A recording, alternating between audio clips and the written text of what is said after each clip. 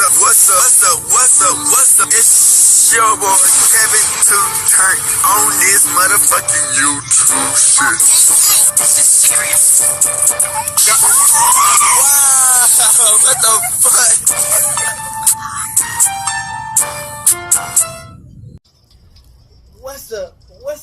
What's up? It's your boy. Catch on YouTube shit. Hey man, we are lit. Lit to man. Turn. Say, to motherfucking day. Straight here outside, big crib in the game. Outside shit. Free Palestine, free Congo. Russia do your thing and Texas stand the fuck up. Each day is new day, be a better version of yourself. Never let somebody bring you down. Never let somebody bring you out. Always fight back. Never let somebody put you in a position you don't belong. But also stay humble. And never let somebody tell you who you are, but also never put yourself in a position you don't belong. Stay humble, gang. Understand this revolution on this movement. Coming to you as a Hebrew Israelite, man. As a real one, man. As a real Jew, man. Hey, man. Send me out here. I hope y'all enjoy this video, man. Coming to you as a black Hebrew Israelite, man. You know, we trying to get these videos, man, up for y'all. You dig? Let's get into it. All right. Boom. Today, it's motherfucking day. Straight here outside. Big crib in the gang. Outside shit. Free hey. Oh, yeah. I'm trying to speak through these videos because, you know what I'm saying, I got that much data, but you know how it goes, man. We finna talk about, man, Little Key, Chad Dillion, and Little Baby, man.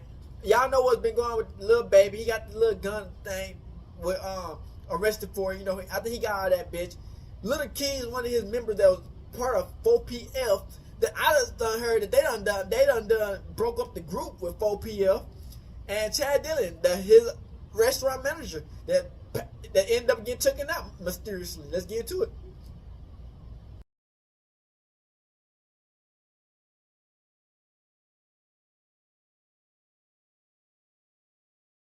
So we all know what's been going on with Lil Baby and them. You know what I'm saying? He just got caught up with another charge recently. Have you ever seen what this by Lil Key, person, or in this case, one of his boys. Superstar. What can you tell us about your brother Lamar?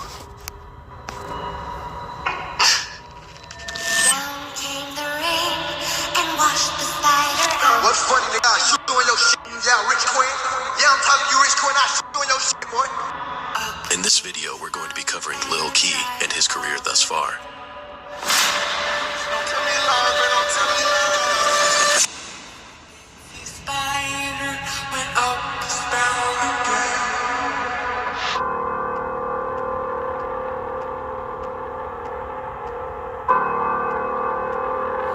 Hey man, shout out to Get Him Krill.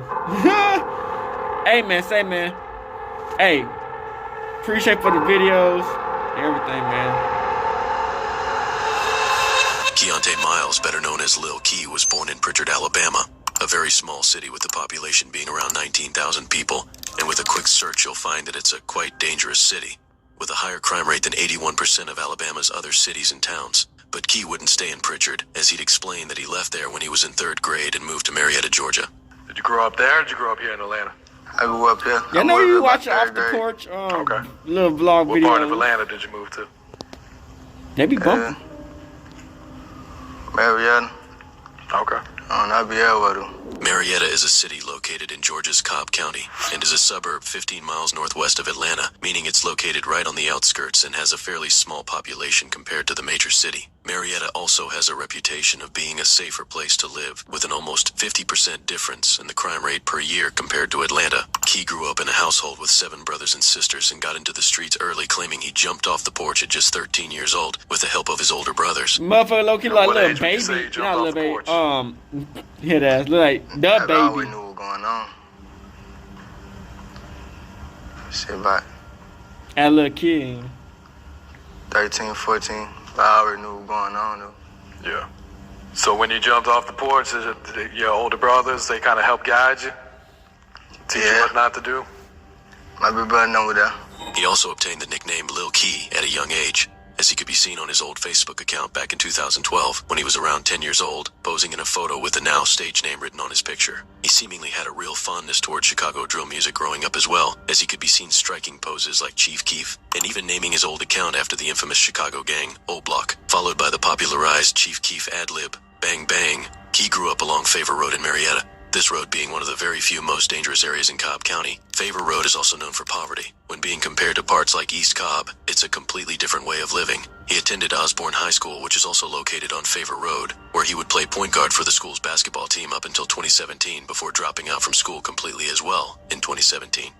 Playing his last game in February of that year, he eventually spoke about this on his song, I Hate Pain, where he states that he dropped out in 9th grade because he couldn't pass due to his teachers hating on him, also stating that he never went to class and was more frequently on police chases, showing that even as a kid growing up, he always had one foot in the streets. Growing up in the dangerous area whilst in poverty would make the streets become Key's way of life, a sad story that we see every day in young men coming out of the trenches in any city. Key would eventually become a part of the payroll clique, also known as K4T or Kill for Tana, at a young age that consists of different sets, but most notably they consisted of friends and brothers that grew up together, or at least at first they did.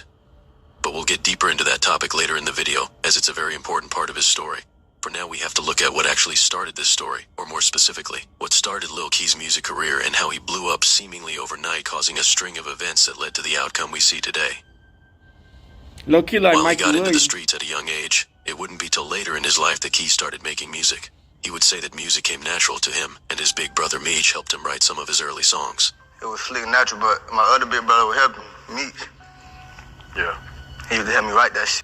He wouldn't be wrong about music coming natural to him though, because Key's music career was a real quick success as he would release his first song in November 2019 titled Swing My Way, which currently sits at 194,000 views. He would also release another song in 2019 titled Make It Out, where he speaks about wanting to make it out of his current situation and get rich to take care of his family. He would state in this song, Lil Bam died, my girl came, everything changed, referring to his cousin Bam in Alabama who passed away. This tragic loss being a very important part of Key's story, because months before he started making music on January 5th, 2019, Pritchard, Alabama police responded to 521 East Elm Street in reports of a man being shot. Upon arrival, officers observed a black male victim on the ground with gunshot wounds. This man would later be identified as Antrell Nichols, also known as Bam, Lil Key's cousin. Bam would be treated by EMS personnel when he would soon be pronounced deceased on the scene. News reporting on this incident showed a chaotic scene, with family members yelling and crying loudly, with crowds forming around the caution tape, and fights even breaking out right next to the crime scene. The screaming and fighting eventually ceased, but no information was released about the victim or a possible motive in today's homicide. Key would later explain that this tragic loss was the one that made him start doing music in the first place to try and keep his cousin's name alive. I found out my cousin died in Alabama. I just want to try to keep his name out there. Cause he got a little brother too. I be talking to his little brother. Trying to make him keep his head up, you know.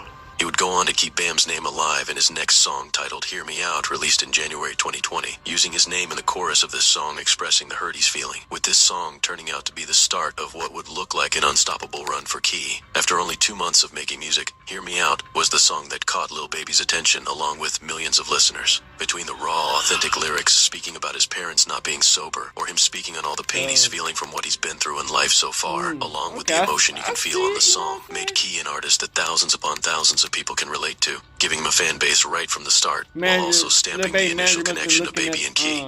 Lil Key, he actually from Atlanta too. Young dude, like 17 years old. He goes crazy. I'm listening to him too on a daily. Key would later talk about this song and what came from it, saying that he had no idea it would be a success, and explains how the song was initially took down due to copyright, along with him not having any knowledge of the music industry. It was like a couple months after I started rapping. Yeah. I ain't know it was gonna happen, but that shit happened fast. Do you know what song caught his attention? Probably let Hear Me Out. Only had like one song, got 2 songs. For real? They deleted that shit off YouTube though. The nigga that made the beat, I guess. I ain't by the beat, I ain't know how that worked. Key would then follow up on this song with another the next month titled Sacrifice, which also caught Baby's attention, leading him to hop on Twitter and tweet how good the song is. After discovering this raw talent, Lil Baby would start to be seen listening to Key on multiple occasions while continuously expressing how good his music is, mainly on his Instagram, with millions of followers seemingly giving Key's music to his audience to hear before eventually taking the next step and bringing him along on the team. On April 17th, 2020, Key's life would change drastically when Lil Baby would be seen inside of his home with a 4PF chain and stacks of money laid out in front of him on the table. This would be the day Baby signed Key to his 4PF label, placing the label chain around Key's neck while his unreleased song titled Carousel, which today is at almost 2 million views, is playing in the background as a message to let everyone know he's coming strong in the music industry and to celebrate his life finally changing financially, with hundreds of fans reacting to this chaining day with requests that Key drops this unreleased song that was heard in the video, really showing that even before the label, Key grew a raw, organic fan base really quickly, which would eventually help him in the long run. I mean, After if signing, you Key would trying to start make to be some seen in moves, studio sessions with Baby out of town, as well as opening and and you trying to get a little bit experiencing of sold-out shows shine. with him. Man, my boy going real deal noodles. Better set You know feel, you're a man. signed to a rapper, Don't but play you with gotta us. understand.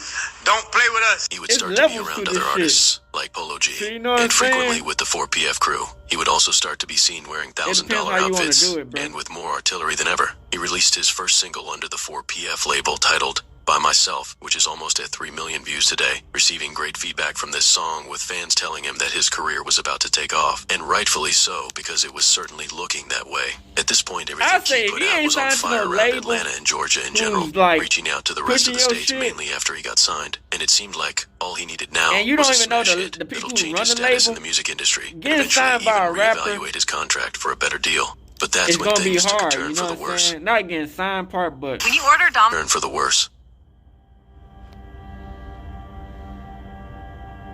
Over the summer of 2020, Lil Key would let his By Myself single released in spring run up some numbers, with him only releasing 2 notable songs months later in August of 2020, one on World Star Hip Hop, and the other as a feature for his label mate, Cold Hearted Savage. It was also around this time where he would start to broadcast his street activities more than usual as well, because in August of 2020, he would go on Instagram Live, previewing some of his music, when he would spot an op in his comments and completely flashed out in front of 400 viewers. Funny, I shoot you in your shit. Yeah, Rich Quinn. Yeah, I'm talking to you, Rich Quinn. I shoot you in your shit, boy. Lame ass on my Instagram. I'm on that, boy. I'm gonna shoot you in your shit when I catch you. Then suddenly, a month later on September 13th, 2020 at 2 a.m., officers were dispatched to reports of shots fired off Belmead Court in Marietta. When officers arrived on the scene, they located a 23-year-old man lying in his bed with several gunshot wounds and pronounced the man deceased on the scene. This 23-year-old man being Lamar Miles, also known as Mar, Lil Key's older brother. Evidence suggested that the bullets came from outside the house, and reports show that a 22-year-old woman, who was allegedly Lamar's girlfriend, was also grazed in the arm by a bullet and refused to be transported to a hospital, and this case still remains unsolved to this day. The tragic loss was followed by an obituary that states Lamar was survived by his 2 parents, his son Jamar, his girlfriend, brothers, sisters, cousins, grandparents, and more extended family. Now, I want to be clear, That's the alleged crazy. reasoning behind this specific homicide is a sensitive Young topic dog and is strictly case. based off rumors from the streets, with none of these things They being got proven cameras true as of everywhere. today, and all info was taken from publicly And this available bitch- sources, but the fact is theories exist you and things get were said shot. publicly, so I'm doing my best to report on it Your while shit using is the in word the shadow allegedly very realm. heavily. Key and his brother Lamar are both affiliated with the Payroll Clique, a gang located along Favor Road where they both grew up and was created long before he started rapping. This clique is also known as K4T or Kill for Tana, which consists of multiple sets and one forming a whole. Payroll K4T are beefing with a set called the Mucho Babies, also known as MOB. This set being a group of Sex Money Murder Bloods formed in the South Cobb area, mainly the Whispering Glen neighborhood on Hopkins Road, which is 13 minutes away from Payroll, along with sections in Smyrna and Austell, Georgia as well. The Mucho Babies also have a younger generation hybrid of their clique who goes by Hop Out Gang, or HOG. This younger generation operates on Hopkins Road as well, located in Powder Springs, Georgia, with all of these different locations being only 10 to 20 minutes away from each other, and all located in Cobb County. Hop Out Gang is notoriously responsible for the shooting that took place at McEachern High School in Powder Springs earlier this year on February 1st, when video footage would surface of a brief altercation between multiple people in a school parking lot, when shots would fly from both directions as the students scatter from the area. They're trying to jump my... You're right. Holding each other's straps. This incident left 2 young men shot in the arm and leg who did not attend this high school, with one of the victims even being charged for possession of a weapon on school property, as well as loitering on school property, even though he was wounded that day.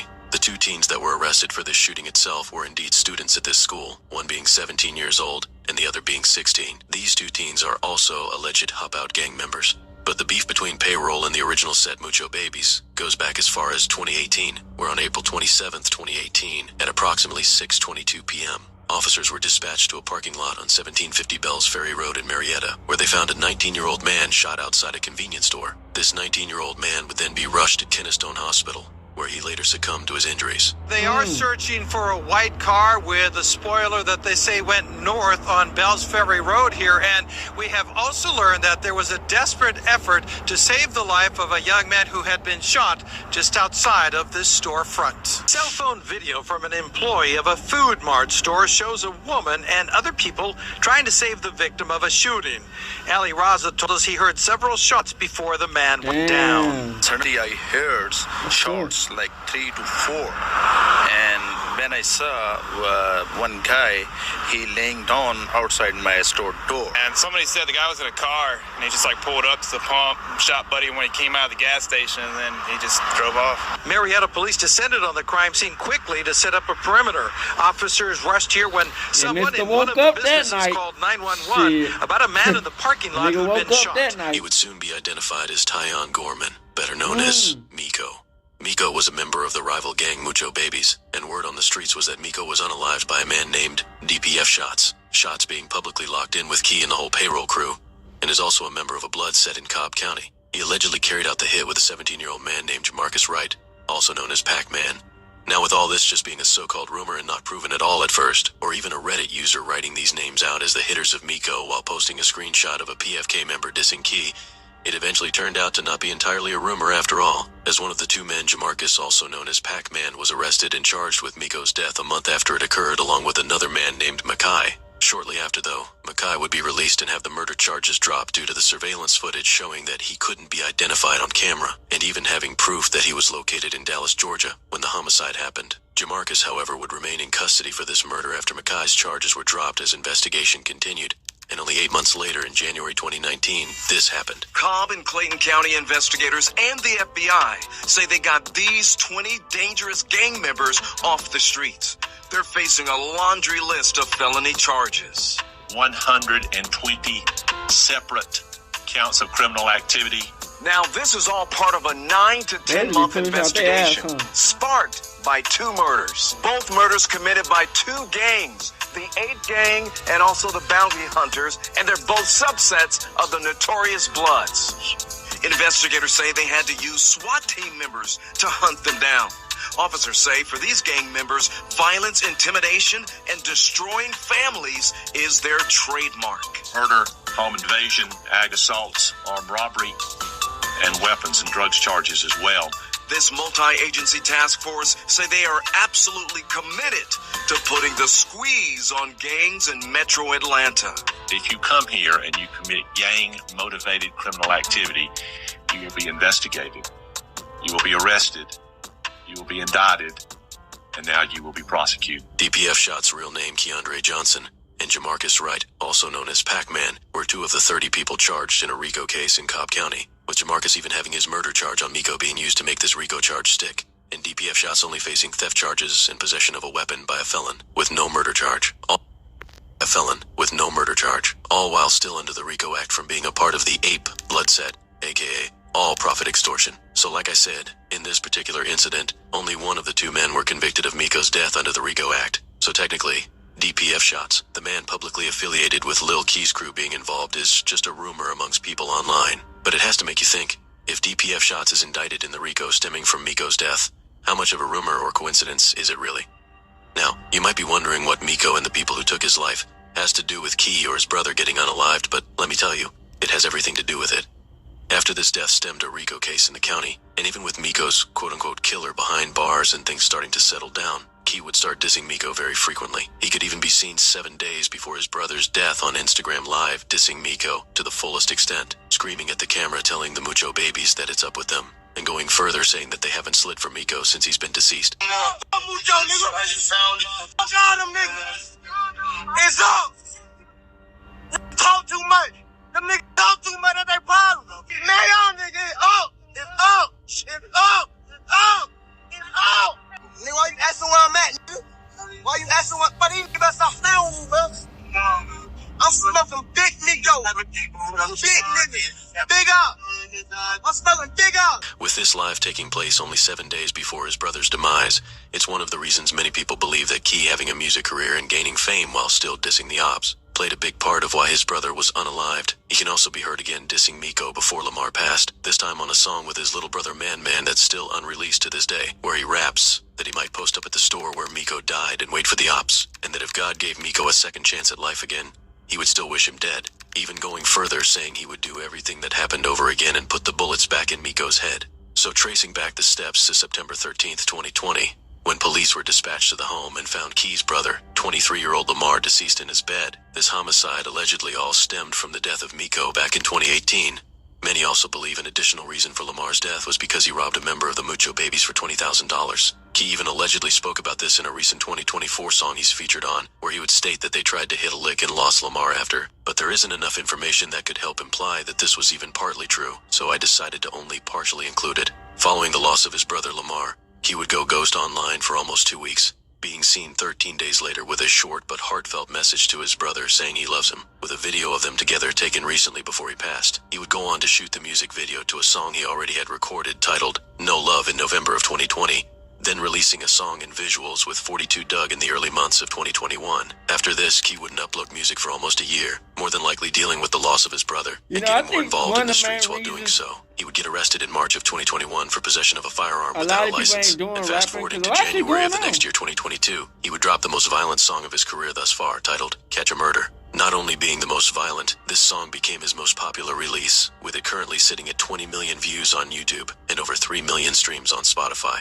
The mood and lyrics of this song fit the title perfectly, with him starting off asking if you want to catch a murder, going on to explain the steps to do so. He would start dissing the Mucho Babies as well by saying he doesn't care if it takes 20 years to unalive them, it's going to happen for certain, going on to say more bold lyrics claiming that he hopes someone's plug puts a deadly drug in their pill and they pass away from it. He would eventually start to talk about the night his brother passed as well, saying, "Innocent little children, they almost shot my little one," referring to Lamar's son who was in the home when shots came from outside into Lamar's bedroom.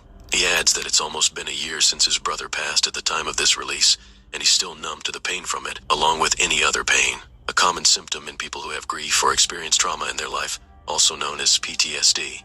He'd lastly state in this verse that even if he makes $50 million, nothing will make him forget this loss, and he'll still seek revenge over it. The overall lyrics and mood of this song clearly wasn't just about the loss of his brother, but majorly a warning to the people responsible for it, the Mucho Babies. And it would certainly all unfold in front of the audience's eyes, because an upcoming rapper from the Mucho Babies side named Lil Crank would immediately respond to this viral song. Lil Crank was a close friend to Miko, as they're both from the Mucho Babies, and he could be seen mourning Miko back in 2018 when he passed, and before Crank became a rapper. Crank would respond to this song with a song of his own, seemingly remixing the name, titling it Murder She Wrote. This response by Crank was made loud and clear to everyone listening, mainly by him actually filming the music video in Key's neighborhood. He would shoot scenes at the Favor Road corner store inside and outside the store, as well as the Amber Grove apartment complex across the street from Favor Road, which is a known spot for the payroll clique to reside. Him and Mucho would also shoot an ending scene at the taco truck next to the store on Favor Road, telling Key and payroll to come get some tacos and see what happens.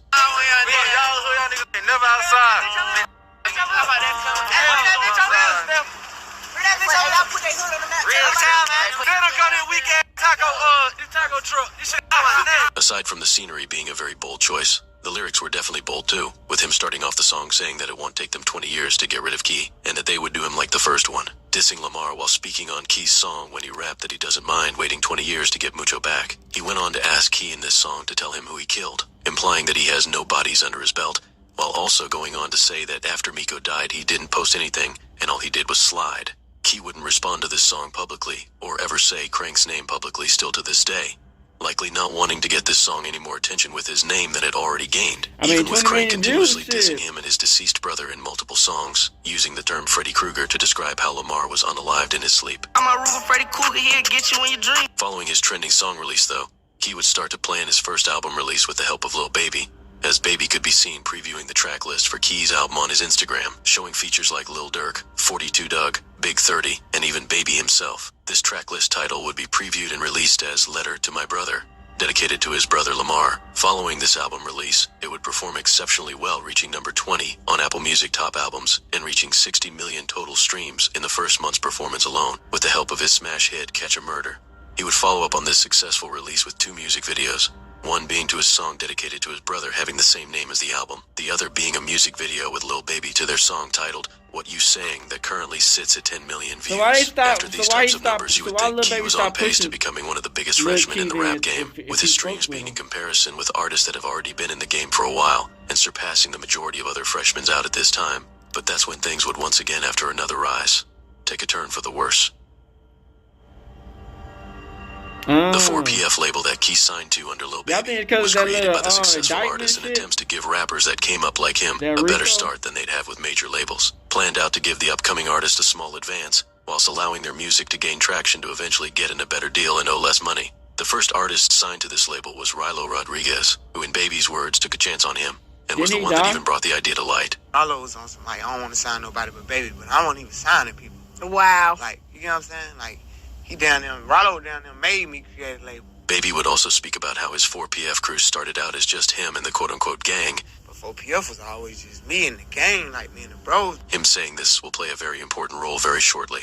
Months after signing Rilo, Baby would reach out and sign Lil Key along with 3 other Atlanta artists such as Nuda05, Dirty Tay, and Cold Hearted Savage. But only 2 years after starting the 4PF music group, another Atlanta-based record label, YSL, would be hit with a Georgia State Rico case, leaving rap superstar Young Thug in jail being tried as the head of the organization, which led to a lengthy, problematic trial that's still going to this day, while turning the millionaire rapper's life completely upside down. The main allegations in this trial are that Young Thug's YSL is a street gang that uses earnings from Thug's music to fund the criminal organization, while Young Thug's defense is maintaining that YSL is certainly not a gang, putting his freedom even more on the line by taking the case to trial. Now for Baby, Young Thug is one of his closest friends even before he fully got into music, with them being locked in from the streets of Atlanta years prior. But Baby wouldn't have much time to feel sad for Thug or just watch from the sideline, because only 2 days after YSL's May 9th takedown, the Georgia Investigation Bureau would have a document leaked showing the list of criminal street gangs that are under investigation in Atlanta. These said gangs included the already indicted YSL, into an almost certainly heart-dropping discovery for Baby. The list also included his 4PF or Four Pockets Full label as a street gang.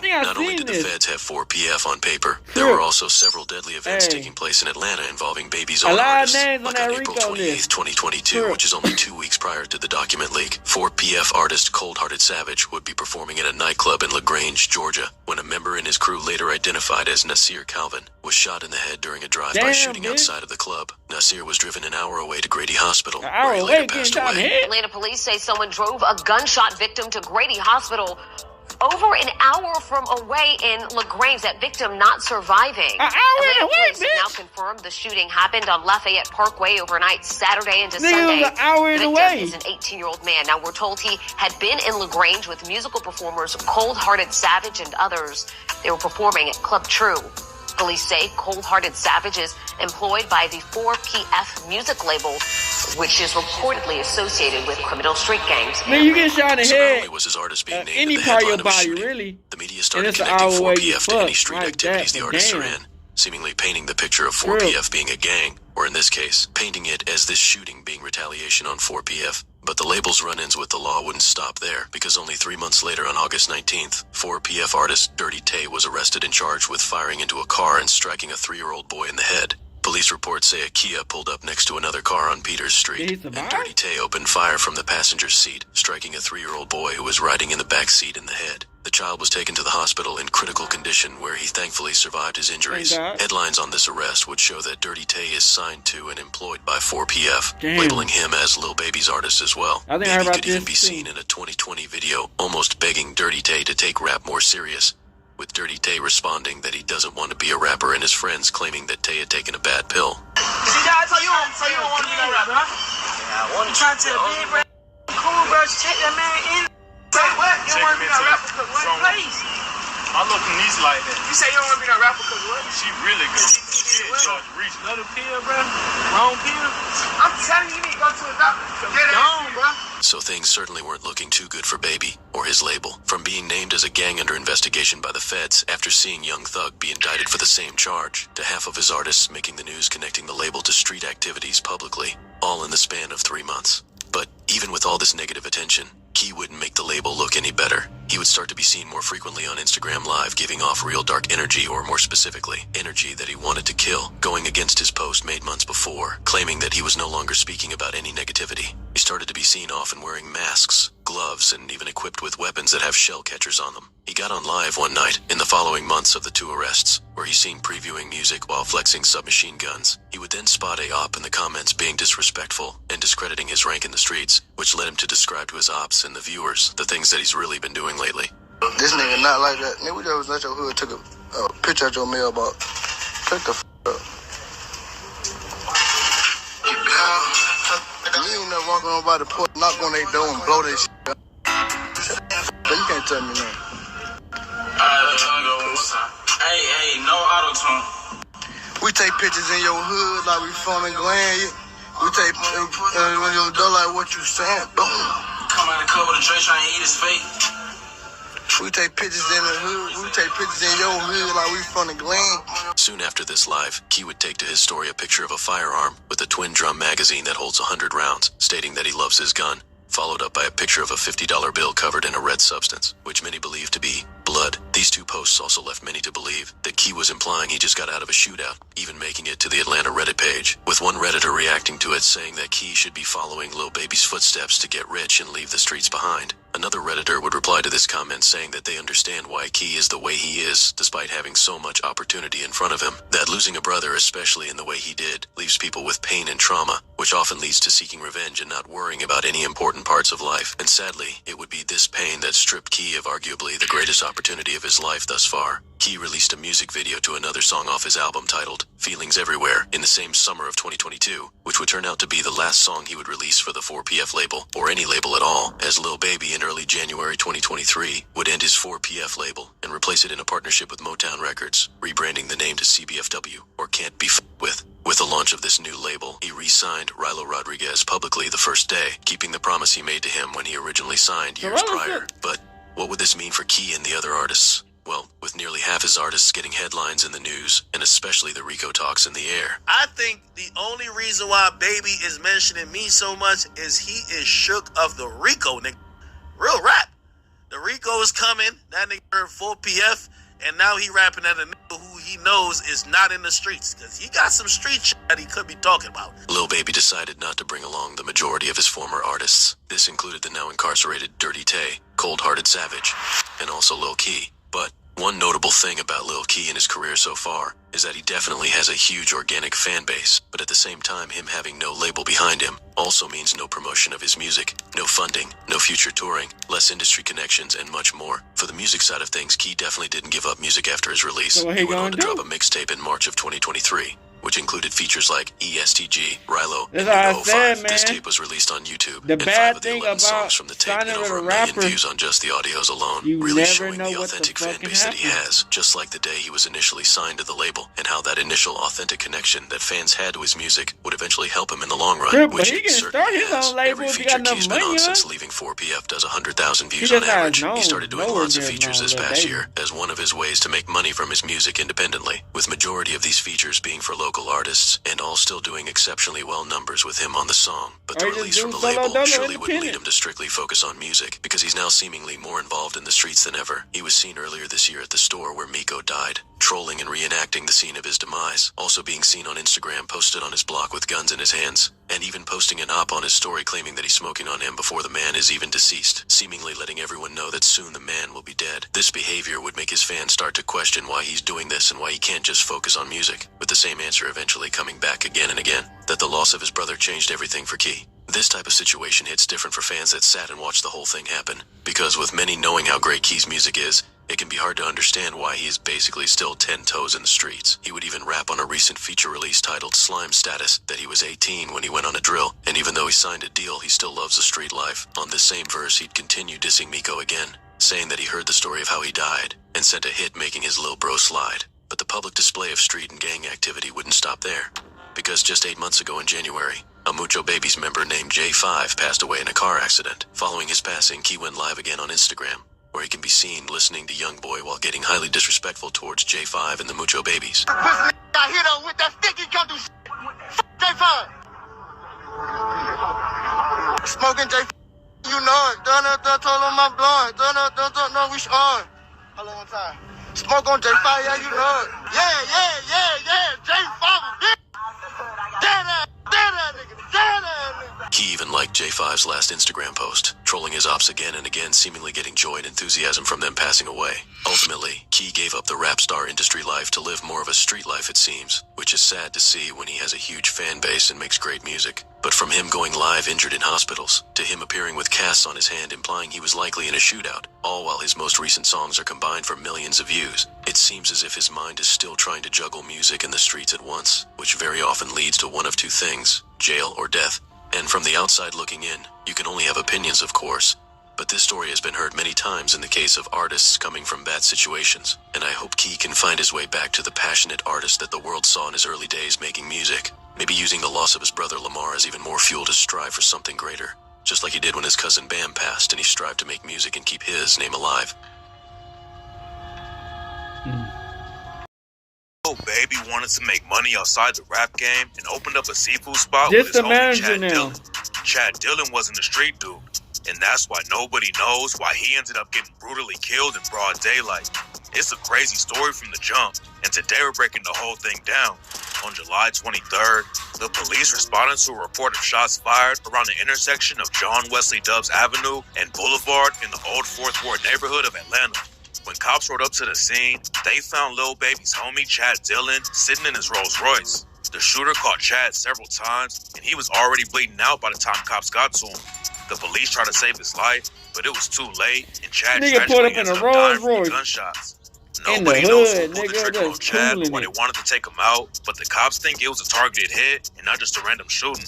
Plus, it went down in the middle of the day in a busy area. So it seems like the shooter must have had a reason to crash out like Nigga, that. if I'm making The that situation much really money weird on, is that Chad wasn't in a neighborhood he usually hung out in. and I He was got only me a in the area to check out motherfucking a bank, property nigga, I where he got me wanted to some put a new restaurant. peons. So it's not like people were used to seeing him around. cone That's heads. why rumors are flying that somebody close to Doing Chad all set that him shit. up, but there's no evidence to back the story Yeah. up right now. After the news broke In the about long Chad run, dying, Lil Baby posted a they photo might of himself finesse with a Chad little and bit. said, "Damn, big buddy, get your rest." But I'll be Back in alive, 2023, hopefully. Lil Pretty y'all Baby way. and Chad linked up and started a restaurant together You feel called the me? Seafood Menu. Chad already had one of the hottest seafood restaurants in Atlanta called the Crab Boiler. So Lil Baby started talking to him about opening up a new spot. Lil Baby had the idea for a restaurant. The crazy called The thing Menu. is, He wanted to open it up in his old neighborhood, Who to give back have to the community, and let locals work there too. his recipes? Back then, Chad realized the neighborhood Can his only had shit places still that sold be chicken. So he convinced Lil Baby to reproduced open a seafood spot and call it the Seafood afterwards? Menu instead. Chad's other seafood spot was more expensive, but Lil Baby and Chad wanted to open a place where anybody could eat. So instead of charging $35 for a crab plate, they knocked the price down to $12. Damn. So locals could eat there too. The Seafood Menu had a massive grand opening in 2023, and at first it looked like Lil Baby was going to take over the restaurant game too. Rumors are going around that Lil Baby and Chad were going to turn it into a franchise and have restaurants all over America. But it didn't take long for the whole thing to fall apart. Right after they opened the restaurant, Lil Baby and Chad Why were did he quarreling keep the worst on way going possible. back? A woman ordered some takeout from the Seafood Menu and trashed it like crazy on social media. The Seafood Menu ended up shutting down a few months later. The website is still loved, but if you try to book a table, it says that the place is permanently closed. It's not clear how it went wrong so fast, but some people think Chad's business relationship with Lil Baby is what got him killed. Chad grew up in Brooklyn and went to Howard University for a degree in business marketing. But before he even got the degree, Chad already knew how to hustle and make money. Back in the day, he was selling lemonade and candy to put some money in his pocket. And by the time he got to college, he was making bigger plans. During his second year at Howard, Chad bought an exotic car and started renting it out for video shoots. The business started after Chad knew someone who wanted to get rid of their Bentley. He offered to lease it from them and got a really good deal. The car got so much attention that people were offering to rent it from Chad at a higher price. So within 6 months, the Bentley was already paying for itself. He was already making money off that. So he made the business even bigger and ended up owning 7 cars that he rented out. But Chad realized that he could only take the business so far in NYC because not that many people own a car. So he made a plan to expand to Atlanta instead. After he graduated, Chad moved down to Atlanta and wanted to get into the restaurant game too. There was a seafood chain called Juicy Crab that he wanted to get involved with, but the owners wouldn't let him get a license to open up because he didn't have any experience with restaurants. Chad wanted to open up a seafood spot in Buckhead, Atlanta because there wasn't anything like that in the area. So when Juicy Crab turned Chad down, he invested everything he had into opening his own place called the Crab Boiler. Opening a restaurant could be risky, and it was even worse because Chad was trying to open the Crab Boiler during the COVID pandemic. He didn't let any of that stop him though. and in the first year the restaurant was open, Chad did over $8 million in sales. The Crab Boiler became one of the hottest And you spots know, in it's Atlanta, crazy when you and the place follow even had all major this rappers shit pulling in up to real eat. timing. Big celebrities like Allen Iverson, Offset, and Ja Rule were eating there, which brought a ton of hype When and you made see everyone this want to shit eat get there. created Chad and also had made big plans in to open real up more timing. restaurants, including an Italian restaurant, an Shit Asian like this fusion happen. spot, and a fish and chicken shop. Chad Dillion had a ton of success in the city, and he was always trying to give back to the community. He started working with convicted felons who were about to be released from prison and taught them business skills to help them out when they came home. Chad taught a 13-week business course inside the prison and let the inmates pitch their business ideas to him. And at the end of the program, Chad gave a bunch of them money to start up their own businesses. Everyone who worked with Chad said he was a great dude who just wanted to help people out. He handed out free turkeys at Thanksgiving, and one of Chad's employees told reporters he was great with the youth, he was great with people. He was an amazing man. That's why everyone was shocked when the news broke that Chad had been shot and killed in broad daylight. Chad was working on opening up a new Jamaican restaurant in the area where he died, and according to reports, he was walking back to his car when the shots started going off. Chad was driving a Rolls Royce and obviously had some money, but the cops don't think it was just a random robbery. Rumors are flying that Chad linking up with Lil Baby is what got him killed. Lil Baby has real ties to the streets and came up moving weight in Atlanta. Well, y'all, I mean, Baby y'all was in the did streets at a remember young when age after his dad left the family. when he Lil was Baby only car 2. got shot And at after Baby dropped out of while high they making school a in the music 9th grade video. to sell drugs. This was He was afterwards. arrested multiple times for possession with intent to sell and was sentenced to 2 years in prison in 2014. After Lil Baby got out, some of the dudes he grew up with, like Young Thug and Gunna, were blowing up in the music industry. Lil Baby was already known in the city for selling weed and gambling with all the famous rappers in Atlanta. So he decided to start making music as a way to make it out of the streets because he was already well known in the city, and it didn't take long for him to blow up. He made it out of the trenches and into the rap game, but some people think Baby's past in the streets got Chad wrapped up in a bad situation. Other people think Chad had some shady business deals in the city and something went left for him. Rumors are going around that somebody dropped a bag on Chad's head, and that's why the shooter was ready to crash out in the middle of the day. But there's no evidence to back any of the rumors up right now. Nobody knows what really went down, but it sounds like the shooter followed Chad to the new restaurant location and waited outside for him. And when Chad came out to leave, the shooter popped out and killed him. It's not clear what happened, but Chad's death is going to have a major impact on Atlanta. He had a lot of love in this city even though he wasn't from there. And in just a few years, he was able to turn a new seafood spot into the hottest restaurant in the neighborhood and give back a ton of money to the community. Tap in for updates, because there's definitely more to this story that hasn't dropped yet. Damn. Alright, back. So y'all see from that shit, man. Hey, Lil King, man, he got the talent, man.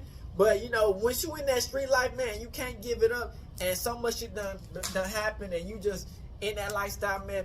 Sometimes, you know, you can try to better your life, but it just gonna always get into a situation to where you crip. You know, you might want to go back into some crazy type of, you know what I'm saying, scenario just to try to, you know what I'm saying, make yourself feel some type of way. But I think that, man, once you already got it, man, just stay low key, stay out the paint, and do what you gotta do. Chad Dillion, man, he's unfortunately passed away, you know, from that manager. He was the restaurant manager. He just got taken out. He was making the M's, and they just came at him, man. You know, Lil Baby got his little case going on with the guns, you know. But all this is, you know, everything since that Young Thug situation that happened, a lot's been coming out, and we finna, hey, all we can do is pray and keep on moving forward, gang. All right, Hood, Northside, Crip. Hey, Dad, you know, dog, when we link up, dog, this shit be legendary. You know this instrumental, you the engineer on it, so Kodak everywhere.